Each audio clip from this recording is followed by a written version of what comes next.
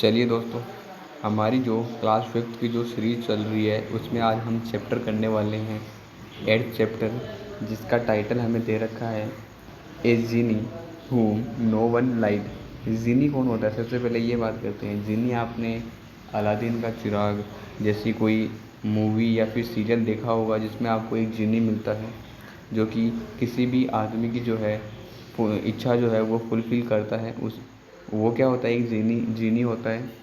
चलिए उसके बारे में यहाँ पर दे रखा है। ए जीनी होम नो वन लाइक, एक जीनी जिसको, होम का मतलब होगा जिसको, नो वन लाइक जिसको कोई भी पसंद नहीं करता है। हैव यू हर्ड, क्या तुमने सुना है? द स्टोरी ऑफ जीनी, एक जीनी की story. And the magic lamp, और मैजिक लैम्प और चिराग का जिन। क्या आप सब ने किसी जीनी की स्टोरी सुनी है या फिर मैजिक लैम्प और चिराग के जिन के बारे में सुना है? डू यू नो, क्या आप जानते हैं? How the genie came out of the lamp, कि जीनी जो है वह लैम्प से किस प्रकार बाहर आया। Genie of the lamp is known to fulfil the wishes of people. Genie, जो लैम्प का जो जीनी है उसको जो है जाना जाता है क्या करने के लिए? To fulfil the wishes of people, यानी कि लोगों की जो इच्छाएं हैं। विशेज का मतलब हो जाएगा इच्छाएं। लोगों की जो इच्छाएं हैं उनको पूरा करने के लिए उसको जाना जाता है। Can a genie be ever unhappy, क्या जीनी भी कभी अनहैप्पी हो सकता है, यानी कि दुखी हो सकता है? अनहैप्पी का मतलब होगा दुखी। लेट्स रीड, चलिए पढ़ते हैं। एक मिनट, ये थोड़ा रुको, एक मिनट। हाँ चलिए, लेट्स रीड, चलिए पढ़ते हैं। एंड फाइंड आउट, और पता करते हैं। वंस अपॉन ए टाइम, एक बार एक समय।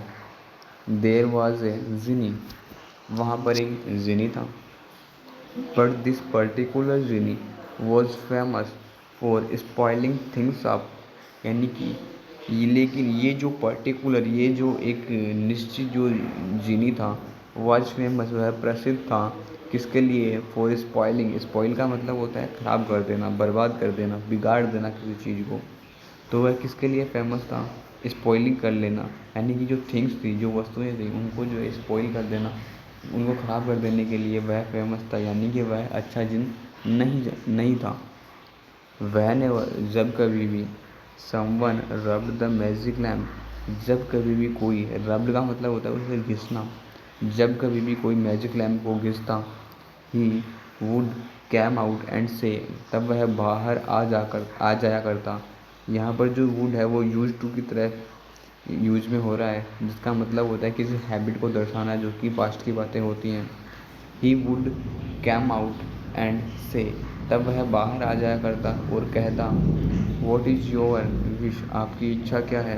Then a great cloud of smoke would appear, तब जो है एक बहुत ज़्यादा जो स्मोक थी, धुआं था, वह बाहर आता और दिखाई देता।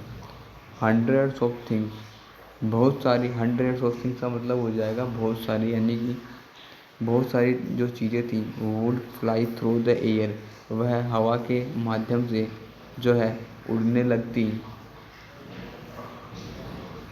वहन somebody wants something, और जब कोई जो है कुछ मांगता, कुछ चाहता, he would bring it covered in so much dust, ठीक है।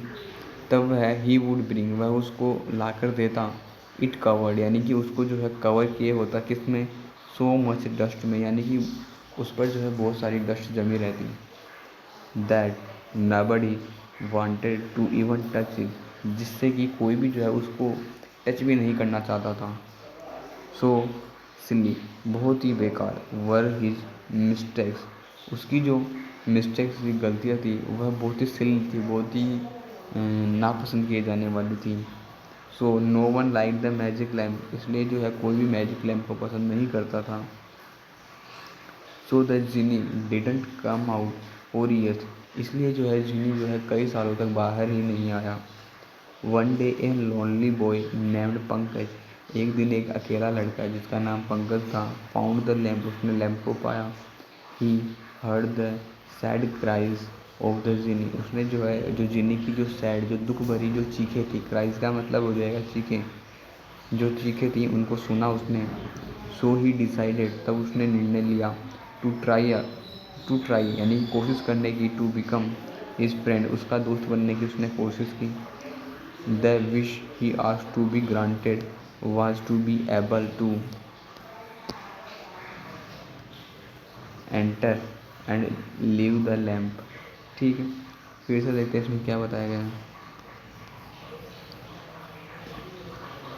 The wish he asked to be granted, जो इच्छा थी वह ग्रांटेड यानी कि उसको परमिशन मिल गई, उसने उसके विश को मान लिया। वाज टू बी एबल, जो कि किसके योग्य थी, was to be able to enter, जो कि लैम्प के अंदर घुसने के लिए ज़रूरी था। एंड लीव द लैम्प, और लैम्प को छोड़ने के लिए उसने कहा। The genie was happy to grant this wish, तब जो जिनी है वह उसकी जो इच्छा थी उसको उसकी इच्छा सुनकर जो है उसको बहुत ही खुशी हुई। एज सुन एज पंकज, और जैसे ही Pankaj enter the lamp, Pankaj ने लैम्प के अंदर एंटर किया। एज सुन एज का मतलब होगा जैसे ही, तुरंत, यानी कि जैसे ही पंकज ने लैम्प के अंदर एंटर किया। He could see what the genie's problem was, तब वह देख सकता था कि एक्चुअल में जो जिन की प्रॉब्लम थी, जो जिन की समस्या थी वह क्या थी।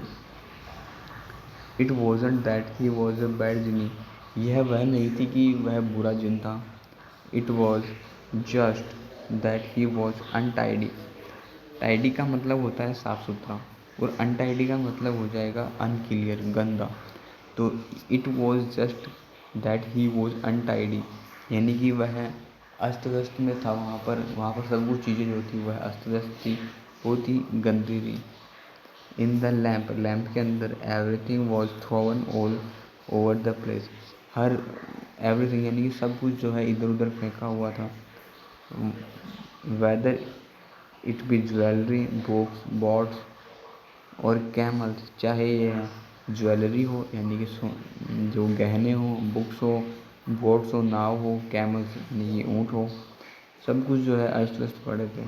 It was clear that the place had not been cleaned for years, और इसे देखकर यह लगा कि जो यह जगह है वह कई सालों से साफ नहीं की गई है। Pickup anything and A cloud of dust would fly up, pickup anything, कुछ भी जो है उठाओ, and A cloud of dust, और जो एक डस्ट का जो धूल का जो बादल है, वुड फ्लाई अप, यानी कि जैसे ही आप किसी चीज़ को ऊपर उठाओगे तो वहाँ से जो है डस्ट भी ऊपर उठेगी, यानी कि उनके ऊपर जो है डस्ट लगी हुई थी।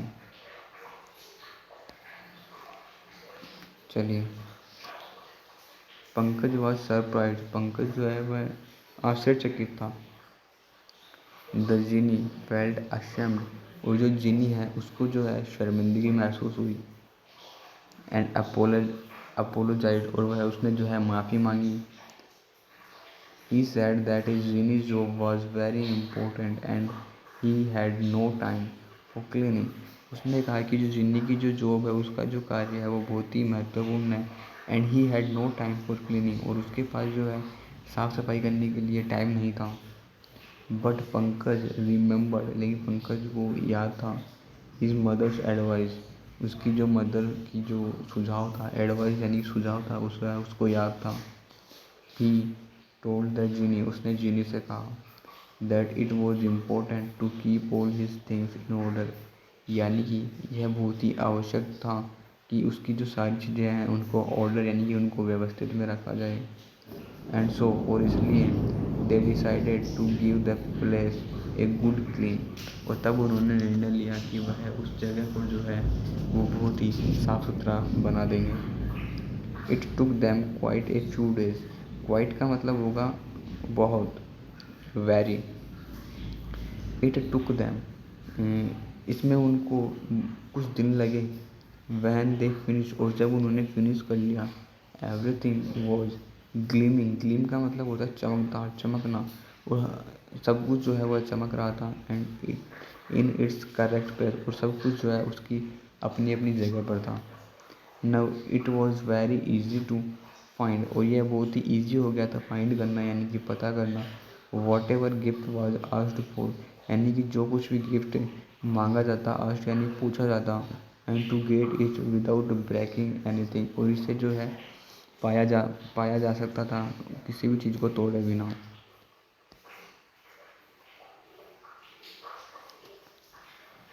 And so the genie began to be respected and liked once more, और इस तरह जो है जिनी को जो है दोबारा लोगों ने रेस्पेक्ट दी और उसको जो है पसंद करने लगे।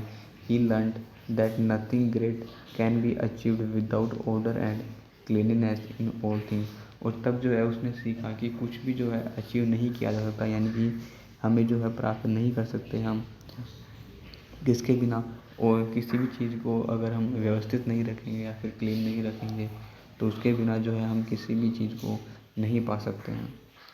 आगे देखते हैं ग्रोसरी शब्द भंडार को अपन देखते हैं। जिनी, जिन्नी का मतलब होता है जिन, जो कि लैंप में रहता है। स्पॉइल, स्पॉइल का मतलब होता है काम बिगाड़ना या फिर ख़राब करना। अनटाइडी का मतलब हो जाएगा अस्त व्यस्त। अपोलोजाइज का मतलब हो जाएगा क्षमा मांगना। इन ऑर्डर का मतलब हो जाएगा जैसा होना चाहिए, यानी कि व्यवस्थित। एक गुड क्लीन का मतलब हो जाएगा पूरी सफाई के साथ।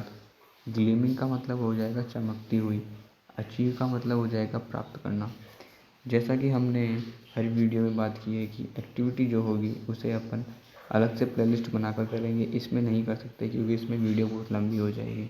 तो ठीक है दोस्तों, इतना ही काफ़ी था।